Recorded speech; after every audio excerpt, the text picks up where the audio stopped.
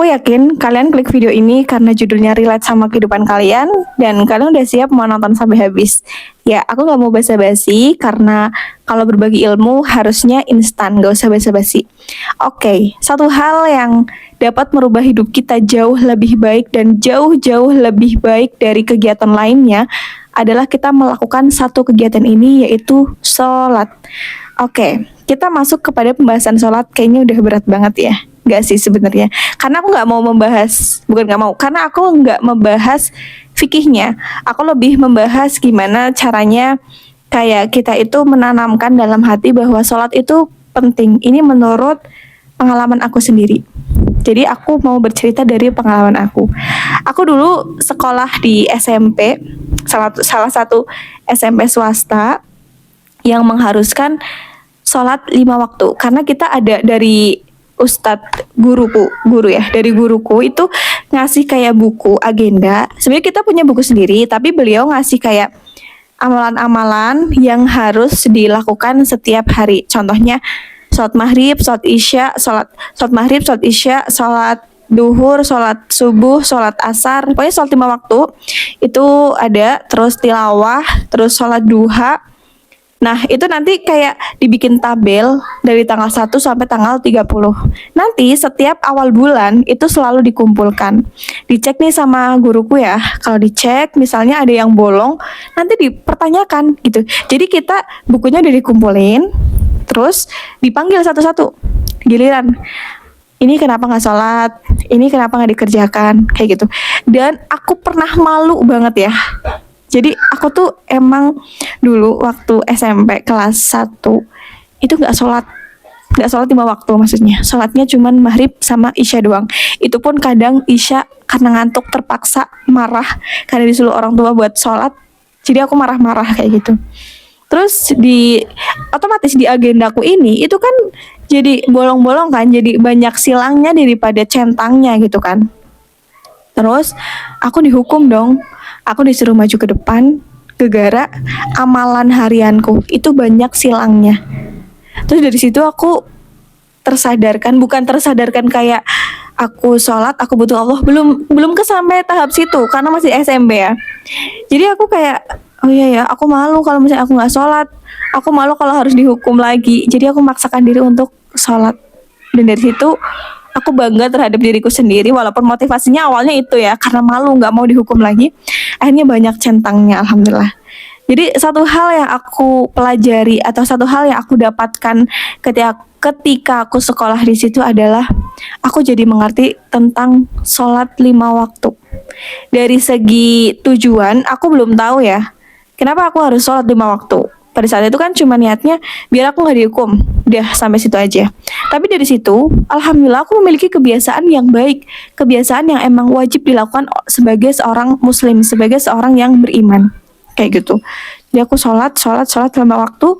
Sampai akhirnya catatan ini udah kayak sahabat aku sendiri gitu loh. Kadang malah aku udah ngelakuin tapi lupa sampai ngisinya. Kalau dulu kan lebih ke aku harus sholat asar, nanti habis sholat asar langsung nyentang, habis sholat duhur langsung nyentang kayak gitu. Jadi setelah itu berjalan, aku udah sholat 5 waktu alhamdulillah. Jadi nggak perlu lagi nih harus nyentang. Maksudnya nggak perlu lagi habis sholat mau nyentang, malah kadang lupa kayak gitu.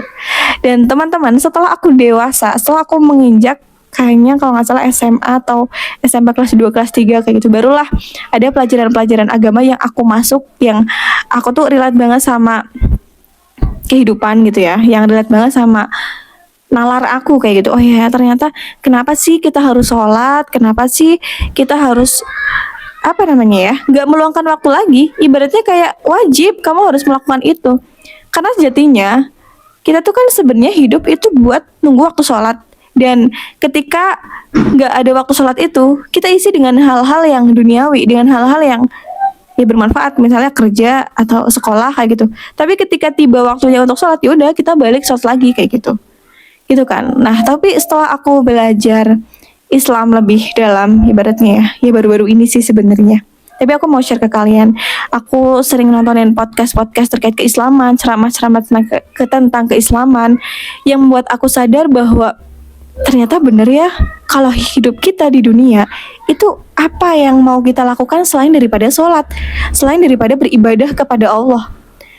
Yang lain tuh menurutku sia-sia kalau kita niatkan nggak karena Allah ya.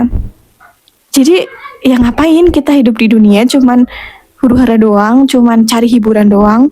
Karena sejatinya dunia itu cuman sementara aja. Kalian pernah dengar istilah dunia nggak?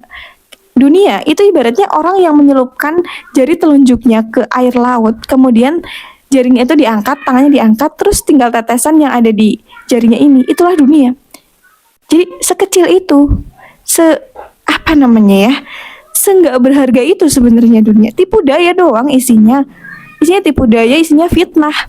Makanya banyak di dunia ini huru-haranya banyak kan. Nah itu sebenarnya kayak kalau aku mikir dalam hidupku ya, kayak iya ya, gak adil banget sih kalau misalnya seseorang yang baik, seseorang yang beriman itu hadiahnya surga. Makanya kenapa kebanyakan orang yang udah kenal sama Allah, mereka nggak ngurusin urusan dunia. Ibaratnya kalau di dunia mereka difitnah, di dunia mereka dizalimi, ya udah pasrahkan ke Allah. Di dunia mereka nggak mendapatkan apa yang mereka inginkan, ya udah, ya mungkin ini emang bukan jalanku. Mungkin emang ini udah ditakdirkan sama Allah, bukan takdir ya. Mungkin ini udah Allah tetapkan. Kalau hal itu udah terjadi, kalau belum terjadi silahkan diusahakan, karena sejatinya manusia tuh harusnya berusaha itu kan, kita nggak pasrah begitu aja. Ketika suatu usaha kita udah kita lakukan terus hasilnya nggak sesuai dari apa yang kita inginkan, ya berarti itu emang kehendak Allah kayak gitu. Tapi satu hal yang harus kita tahu guys, bedanya orang yang beriman dengan orang yang tidak beriman itu dilihat dari taraf sholatnya. Dia sholat nggak sih? Kalau dia sholat berarti dia udah termasuk orang yang beriman. Kalau dia nggak sholat, ya bisa dipertanyakan imannya itu. Karena nggak banyak dari kita orang yang mengaku Islam tapi dia tidak menunjukkan keislamannya, yaitu dia tidak beriman, dia tidak beribadah kepada Allah, dia nggak sholat. Kalau dengar adzan pun dia merasa terganggu. Kalau dengar adzan pun dia merasa nggak terjadi apa-apa di dalam hatinya, nggak tergerak hatinya untuk mendekat kepada panggilan Allah. Ya, semoga kita termasuk hamba-hamba Allah yang tahu tujuan hidup, yaitu untuk beribadah kepadanya.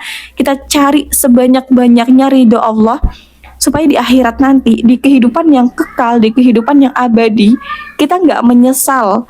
Kita nggak kepengen balik ke dunia lagi buat ibadah. Udah selesai, kayak gitu. Jadi, ayo maksimalkan waktu kita 1 kali 24 jam kita setiap hari kita gunakan untuk beribadah kepada Allah. Niatkan semua karena Allah, terutama buat kita, buat teman-teman yang lagi males sholat atau yang lagi down banget gak sholat. Guys, sebelum terlambat, sebelum ajal menjemput, ayo sholat. Bener deh, percaya sama aku. Kalian harus sholat, kita harus sholat. Kita harus deket sama Allah. Kita harus berpegangan sama Allah. Gak boleh hidup di dunia ini tuh jalan sendirian tuh gak boleh. Gitu ya. Ya intinya itu. Intinya satu hal yang bisa merubah hidup kita jauh lebih baik adalah sholat. Udah, kata itu udah paten. Lakukan atau kalian akan menyesal. Mungkin itu yang dapat aku sampaikan. Semoga bermanfaat. Dan nantikan video-video selanjutnya. Terima kasih udah mendengarkan sampai selesai. Mohon maaf apabila salah kata. Wassalamualaikum warahmatullahi wabarakatuh. Annyeong.